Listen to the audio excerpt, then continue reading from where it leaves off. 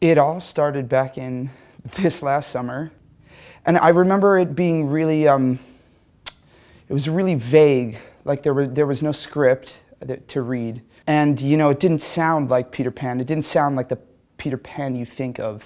It's the story of how Peter Pan becomes Peter Pan because Wicked even exists, and they're like, oh, it's like a prequel to The Wizard of Oz, it's like a prequel to Peter Pan. I see what this is gonna be, and they couldn't be more different. They've created really unique takes on these, you know, archetype characters. It's like just an adventure, but it's a great adventure.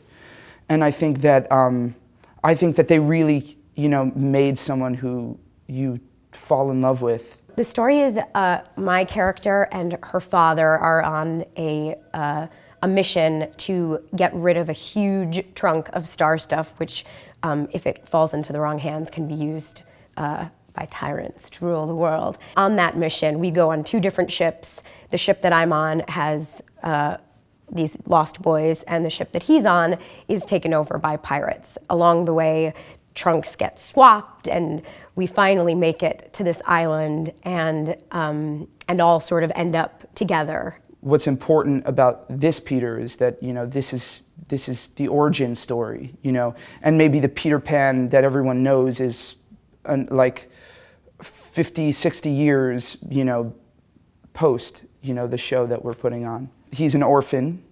He was orphaned, you know, from as an infant, basically, and he grew up in an orphanage, and you know, and that's kind of where his journey begins. As far as 13-year-old heroines go, I couldn't ask for a greater little person to get to embody. She's super smart, she's curious and funny and vibrant, and all of the things that I think we want our daughters to be. Even though Jay and Barry wrote it, I think it's a really American story, and I think, you know, that I think that we all know Peter Pan. You know, I think that we all have a little bit of him inside of us. You know, that child that at some point in our lives, you know, we shut the curtain on. There certainly has to be the element of somebody who will not grow up, which I think that's a very compelling story. And I think